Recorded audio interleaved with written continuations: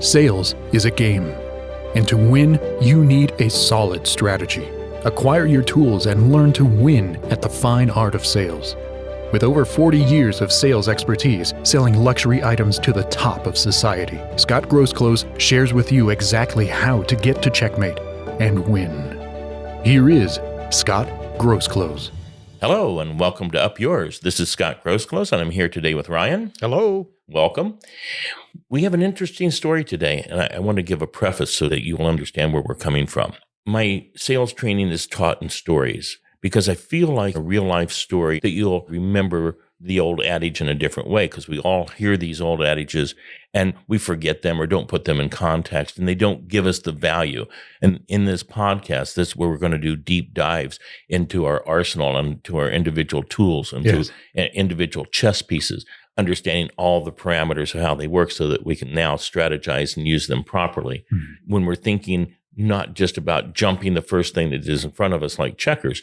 Chess is a game where you're thinking 4 or 5 moves ahead. So this story today is going to start about 45 years ago, and it's going to come up to an interesting head. And what I want you to do is play a game with me as this podcast goes on, and try to, in the back of your mind, envision what old adage is going to be taught today. Interesting. Yeah, this is, hopefully will get your attention. So we're going to start back in 1970. There was these major regional malls, and they built one about 2 miles from my house in New Carrollton, Maryland, inside the Capitol Beltway. It was called Landover Mall. It had 100 stores and 2 floors and all the food court and things that were just brand new. But in the bottom level, next to Sears, was a Jordan Kids music store. And I was a young kid, always had an interest in playing piano, wanted to learn to play the organ. So the first time we went into the mall, I saw this music store. And I said to my parents, please go to JCPenney's, go do what you want. Just please let me stay here at the music store and come get me when you're ready to leave. So I went into the music store and I went to one of the big fancy organs that I had no idea what it did, because the organ I had at the house was $250 out of the Washington Post newspaper, an old Heath kit organ that just practically did nothing. And I had spent hours sitting playing pedals with my feet and learning chords. So I was just enamored to go in and find, these big Kimball and Wurlitzer organs that had all the features. But as I was playing and fooling around, just listening to each sound and trying to individualize what everything did, all the buttons, the salespeople started getting irritated because I was just a mess. So the manager came over and says, listen, kid, I don't mind you playing, but would you please plug in these headphones so we don't have to listen to you experiment? Well, that went on for a couple of weeks. My parents were so enamored, and it was a free thing to do. So we went to the mall every Saturday. So one Saturday, I'm in there with the headphones in, and I'm bopping around and playing. And the manager comes, take off your headphones a minute. He says, you look like you're having fun. Can you unplug that headphone jack and let me hear what you're doing? So I unplugged the headphone jack, and I started playing. And I wasn't really bad. I was no Lenny D, but I was getting pretty good. And as I was playing, there was a little crowd starting, and he liked that because the salesmen were sitting in their silence, hoping somebody would come in and say, would you please sell me something? But I was getting this little crowd. We called it front pumping. So I went in one Saturday, and he had moved one of these nice fancy organs right out to the front on a little podium, and he had the bench set up and everything else, and he had a big smile when my parents dropped me off, and I started playing the organ. And every time I would get into a really good song, I would have 20, 30 people around the front of this music store. And of course, I was already a little entertainer. So I was playing songs behind my back so I could smile and look at the people while I was playing. I played songs with my nose, tapped out the melody while I was playing chords. So it became a thing. Well, we moved forward. I'm now in Las Vegas. I'm 35 years old. I have a music store. I'm going to build a second store up on West Sahara. And this is a store that I'm building from dirt, not from a prefab where you have to saw cut where your bathrooms are and everything. So I got with the architect to decide the exact floor plan and exactly where I wanted things. So I asked them in the middle of the front door, right about 20 feet in, to put a hole in the floor. And they said, what's that hole for? And I says, well, I know what I want it for. As a matter of fact, put some holes all the way down the hallway. And I said, at Christmas time, if I want to plug in a Christmas tree or have some options there, then I don't have to have wires running around. I was already thinking about presentation. Yes. But that hole in the floor right inside the front door wasn't to plug in a Christmas tree. It was to set a phone and desk there. Oh, You couldn't front pump in a freestanding store because there was just not a lot of traffic coming. sure. But when you walked in the front of the store, just like when you walk into a Walmart and you get a greeter, but Walmart understands the value of having somebody there and make you feel comfortable. Well, that's what I wanted. So I made a rule with my salespeople that when they're not with a customer, they had to be out front at that desk. They could play on their phones. They could be reading brochures. They can do whatever they want, but they had to be there so that when somebody entered the front door, they would have the greeter there. And the greeter wasn't my lowest paid employee like the front counter people. This was my highest paid, my most valuable employee. Oh. So the first person they got to have a connection with was my best possible employee. So the rule was you have to be up there. You have to be prepared. Also, they had a tendency to turn off the grand piano players because they got tired of listening to the music all day. But when somebody walks into a music store and they've never seen a player grand piano, the keys going up and down and the beautiful music and all the backgrounds playing through the speakers, a new innovation that we took for granted, but people seeing for the first time were just amazed. Yes. So I said, you have to keep that playing all the time. You can't just go turn it on when you have a customer interested in it. You have to have it playing so that you will be interested in it. So one night just before closing, a 90-year-old man walks in and he's carrying an old beat up trumpet case, obviously 50 years old. And my salesman stands up and welcomes him to the store. And the gentleman says, I'm just here to get a valve greased and do some cleanup on my trumpet. I haven't played it literally since the 60s. Wow. So my salesman does the right thing with good training and walks them back to the front counter and continues to connect with them while the front counter person is writing the ticket. And in that particular case, we did a sterilization and we lubricated the trumpet. It was a $30 repair. And the way we financially did that with the repairman was 50-50. He comes to work, we give him the space and the tools and all the things he needs, and we would just split the repair money. So the repairman was going to make $15, and my company was going to make $15. Okay.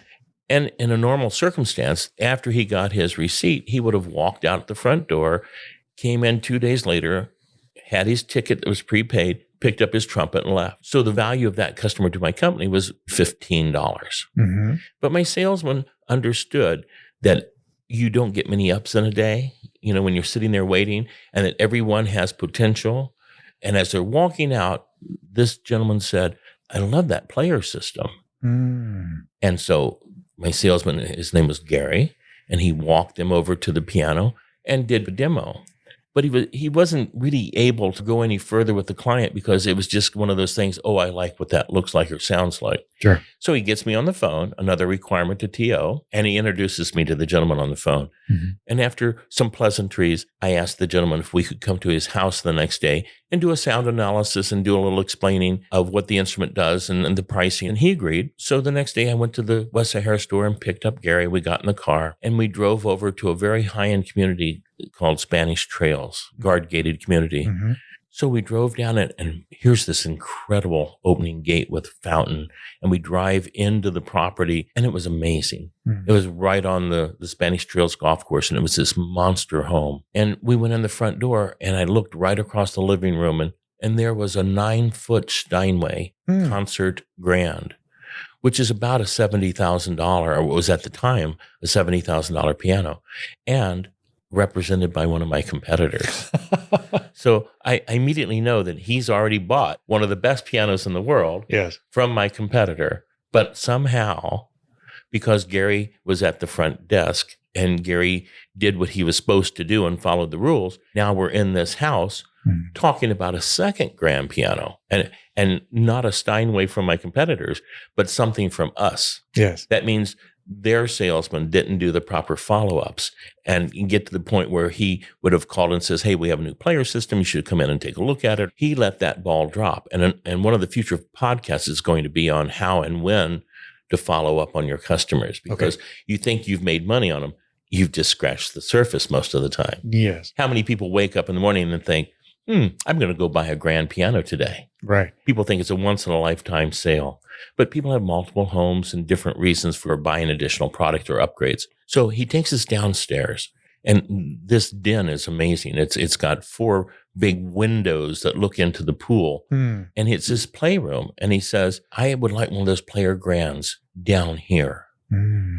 Now, I don't have a piano. I don't have the player. I'm just there to do a sound analysis of the room, which we'll explain at some point in the future. We talked for 45 minutes. And at the end of the day, he sat down and wrote me a check for $92,000. Fantastic. For a piano he had never seen and never really even heard of. It was a Mason and Hamlin, a really great piano built in Haverhill, Massachusetts. My salesman made a 10% commission, and I think the pre-tax price was about $87,000. The check was for $92,000. Yes. He paid in full for the piano without seeing it. That's real trust. In that half an hour, there was never part of that conversation that wasn't in the chess game that I was playing to get to where I wanted. So it was no accident that we sold that piano. At this point, do you have any idea what old adage I'm talking about? No. Okay, no. good. What is it? That's good. We're going to get there. Just want to get your attention back. Sure. When we got the piano in and prepped it and put it back on the truck and took it to his house, I went out and made sure that it was positioned right. And I took him some free software to play on the piano. And of course, we did a better job of follow-up than our competitors did. Yes. And it ended up eventually selling him a couple of other things. But when that gentleman entered our store, he was a $15 customer. Within 24 hours of that initial connection with Gary, that gentleman, who, by the way, was a majority owner of a major league baseball team. Wow. He was the owner of the world's largest privately owned convention center at the time. Wow. But the moment he entered my store and the salesman was there to make that connection, he was just a 90-year-old man who, oddly enough, wanted to play the trumpet again. You know, I did some research on him. I looked him up. As a matter of fact, when I watch PBS, which I watch a lot, every once in a while you'll see that his foundation is sponsoring some concert or something. So it always makes me smile. But the old adage is never judge a book by its cover. Yes. Have you heard that before? Oh, many Times, right? But how has it affected you? How did you absorb that adage? Did it really take hold in your mind and become meaningful? This story and the stories we're going to tell in podcasts to come are really about taking things that we probably already know. You know, I'm not coming up with total new genius here with everything I say. Some of it is unique, but we learned them in a way that wasn't that impactful. Yes. So you throw something like that around, and we all know those adages, a penny saved is a penny earned, and we all put them on some kind of equal value. So you hear them and you think, oh, that's a good old adage. Yeah, because they can become cliche. You just hear the words, but they don't really have any depth or meaning until you really, really think about it. Right. What went right that night at my West Sahara store started when I was a 10-year-old kid in that mall. Because I understood the value of front pumping. I understood the value of having something that we take for granted in the store and actually get to a point where it's annoying, is that piano playing all the time. Yes. But that customer walked in that day wanting something that was a $15 profit for me. And he saw something because it was right. He was greeted because it was right. When the rules are followed, amazing things can happen. And you wouldn't believe how often I had to reinforce the concept of them sitting up front at that store. Yes. I would do a surprise attack. I would be out for lunch or doing something or just plan to go to the store, but I wouldn't call and say, hey, I'm on my way over. I would just drive over and park in the parking lot. And I would stand outside and look in and just kind of observe how clean things were when I walked in. If there was a piano playing on the other side of the room when I walked in, if there was a salesman within sight when I walked in, because the salesman liked to go halfway back to the store and hang out at the front counter with all the front counter kids, usually high school or early college, you know, and they're telling jokes and talking about, you know, what bands they like or whatever. Yes. And in order to truly bring home and to solidify what I wanted done, I would sometimes walk in the store and there'd be nobody in sight. That's not good for customer. No, and it happens in a lot of stores. I mean, we all walk into stores, but we walk into a department store and we don't see someone who have to run and try to find an open register. That's kind of understandable because of the square footage. But when you walk in the front door of my store, you're walking right into the heart of the operation. Yes. And if you can't see somebody and they can't greet you and welcome you and they can't acknowledge that you're there and find out what it is you're looking for and help you, then we've done our job poorly. Mm-hmm. So I would go over into the high-end room and sit down to one of the beautiful $60,000, $80,000, $100,000 European pianos, and I would play, and inevitably somebody would walk in the door, and they would see me in the room playing, and they would walk in, and I would acknowledge them, and I would start doing what it is I do, the qualifying questions. Well, one day I'm in there, and a customer walks in, and I engage. My qualifying questions always give me a direction to go. And I sold them a piano. Now I have them at the desk. I'm writing up the deal sheet and getting the delivery date set and all of the credit information filed in the contract and getting them to sign. And the salesman halfway back the store finally walks up to the front of the store and sees me already sitting down and writing a deal. Wow. And when I finished, I did something totally uncharacteristic. I simply said, "This is a house deal." In other words, there was no commission for that salesman. Mm-hmm. The salesman that day was Gary. Ooh. Right? Mm-hmm. So I had a rule. He wasn't following the rule. It wasn't the first time. I had walked in that store several times and couldn't find somebody to talk to. Mm. So that day, I had to bend my normal personal rules about not splitting deals. I bent that rule because I needed to make a statement. Yes. And the night that this gentleman walked in with the trumpet case, Gary was where he was supposed to be. Mm. The piano was playing the way it was supposed to be. Mm-hmm. He walked them to the back counter like he was supposed to. He engaged them in conversation. He did a demo on the way out. He did what he's supposed to do. Mm-hmm. He couldn't close them. He had no idea where they were going to go sales-wise. So he called me on the phone for a phone TO like he was supposed to do. Mm-hmm. So when he got that commission check of $8,700, he got rewarded. And the next sales meeting we had, and actually many times in the future at sales meetings, I would remember that story and make sure that the salespeople understood that sometimes it's hard when management gives you a rule, an obligation you have to do, and you don't understand why, or you don't agree with it, or you just don't think it's important. Yes. But if you're working with a good organization, those rules are there for a reason. And that hole in the floor, when the architect asked, "Why do you want that hole in the floor?" Mm-hmm. I could have said, "Because I want to make $40,000 one night on a 90-year-old guy that has a sticky valve on his trumpet." Does that make sense? Exactly. Because you set up those rules because you know the game. You have the higher perspective of the chessboard, and you planned that right ahead of time. And because you had that hole in the floor, and the rules were set, and Gary was there, you made that sale. Had he not followed the rules that you specifically put together, because you know the strategy, had he not been there, you would have lost that sale.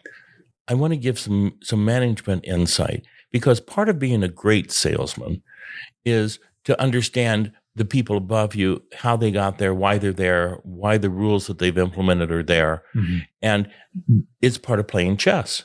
It's the strategy. And in order to be successful in that organization, you also have to understand where management's coming from. True. So I had an older gentleman, about 20 years older than I was, and he was in the piano business almost his whole life because his parents owned a music store. And when he came to work for me, he was already a seasoned salesman. And he was very difficult for me to get involved with emotionally and to try to connect with because he was difficult to train. Mm. He thought he knew his way, which he did, and he wasn't very receptive to the rules and regulations I gave. He would never have been at that front desk with the grand piano playing in the corner like Gary was, Mm-hmm. because he just wasn't able to be trained. Yes. The reason why I'm bringing this up is I had to make a paradigm change with my salesmen because it seemed like I would tell them what to do, and then when I'd walk in the store, they wouldn't be doing what I wanted them to do. Mm-hmm. So at one sales meeting, I had prepared a little financial spreadsheet. I went to my bookkeeper and I said, I need to know what my yearly liability insurance is. At that time, and then we're talking 20 years ago, the liability policy for the 3 stores, the delivery truck, and 2 warehouse locations was about $18,000 a year. Okay. So I took that number and divided it by 12. And I took the rents. I think I had one store at $28,000 a month and two stores at $10,000 a month. So that's $48,000. And then I got into the intricacies, payroll, interest payments, the electric bill. And of course, you have loans. To build my West Sahara store is like $1 million loan. A 7-year note from SBA at 3 points over prime was so much per month in payment. And I took all of the things that I could put together. And it's not like you're getting audited and these numbers have to be correct. This is just in general terms. And I took all of those numbers and added them together. And that gave me a monthly operating expense, advertising the whole ball of wax. Yes. And then I took the number of door swings that we got in all 3 stores on average. And again, kind of a guesstimate. If you take the Department of Transportation, they'll put that little black rubber hose across the road and it counts the number of car tires that go over. So when I rent a space and I'm looking at the value of the lease, well, it has 65,000 cars a day that pass by the frontage of Sahara, and that helps me make decisions. Well, you need that in your own operation to know how many door swings you're getting and to source those people as best you can. So I came up with this number. I divided the number of door swings into the total expenses generally per month, and I came up with a number of about $160. So each customer that walks into the store costs you $160. Right. And again, not exact numbers, but I'm making a point. Right. There's a reason. I'm playing chess.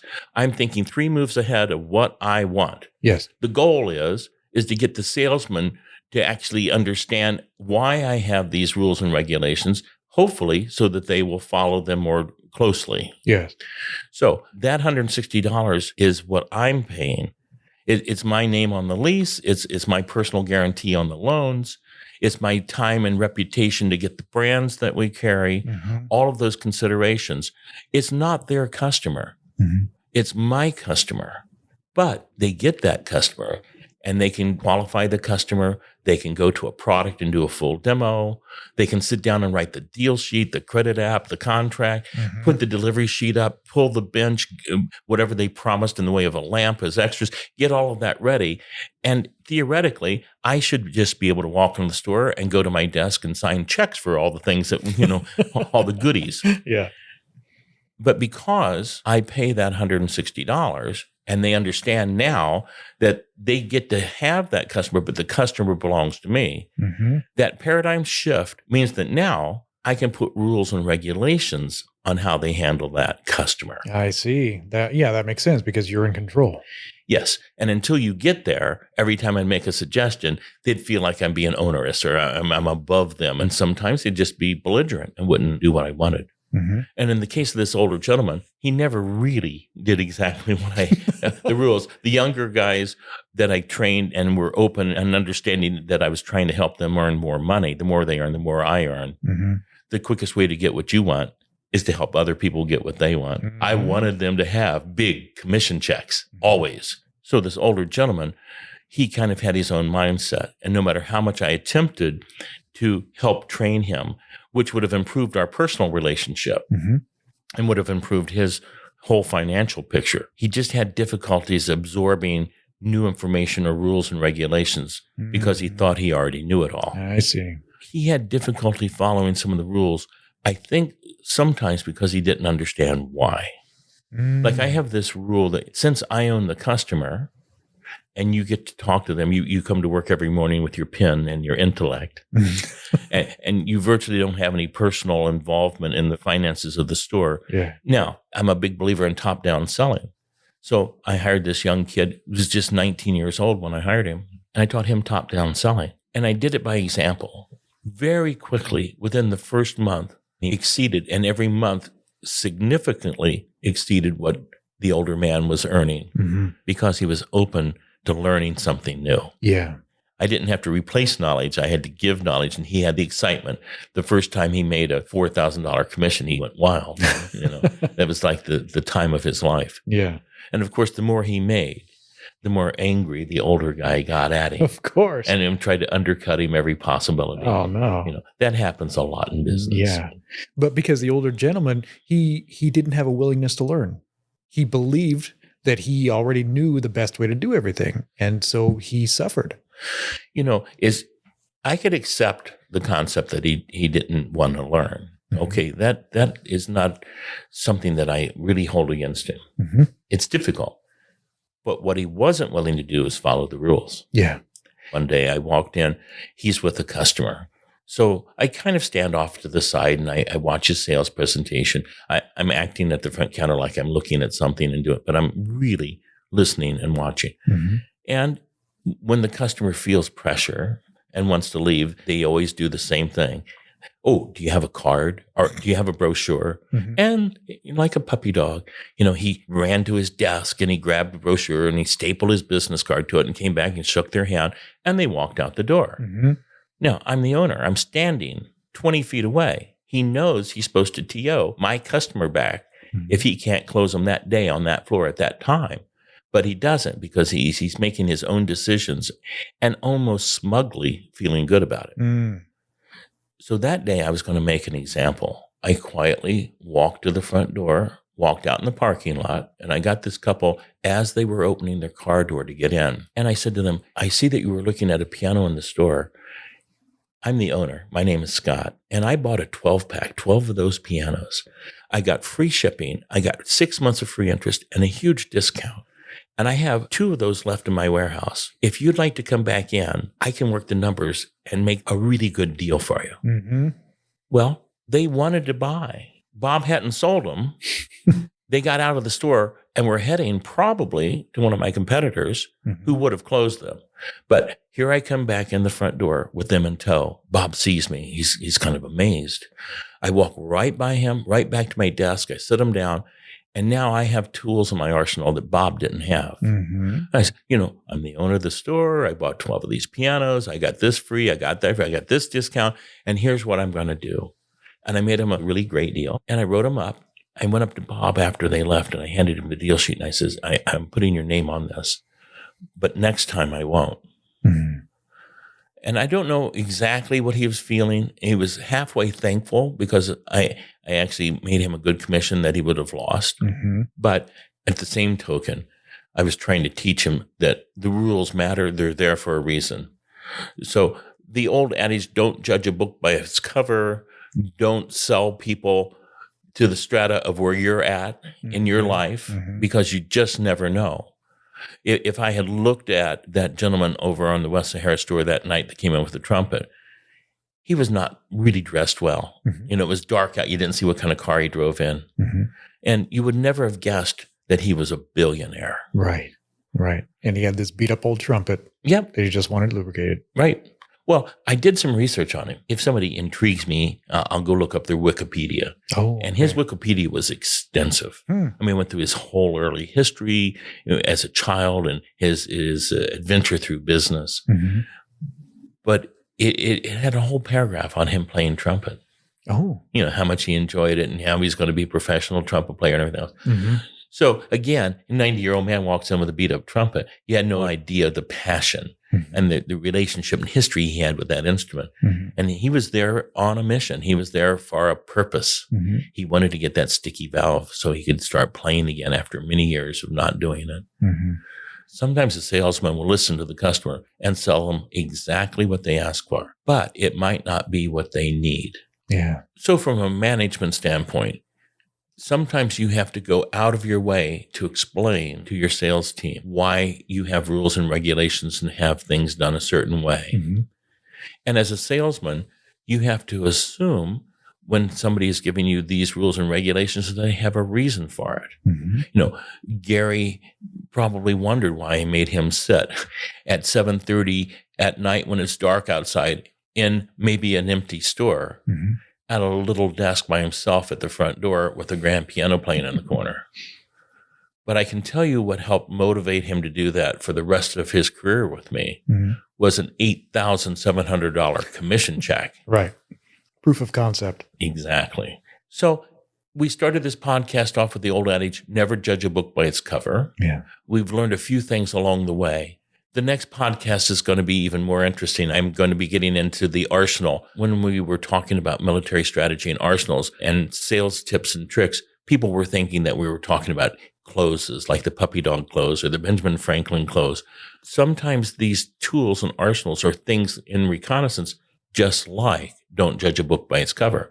It's something we already knew, but now I hope that we'll give it a new application, a rounder way to take that old adage and bring it to heart. So the next time you're on your sales floor or making a cold call or something, I hope as you're planning your chess moves that some of these pieces of the arsenal will become part of your sales presentation. Because once we change these little perceptions, at the end of the day, I can promise you that the results are going to show up in your paycheck. And in all reality, isn't that what it's all about? Oh, absolutely. It's like pilots flying an airline. And if they make 1 degree of change, they're going to end up in a completely different location. Exactly. Well, this has been fun. I look forward to our next podcast. Yes, this is wonderful. Thank you so much, Scott. Divine knowledge here. Thank you. Cheers. Thanks for listening today. Tune in next time for more strategies and success. Until then, up yours.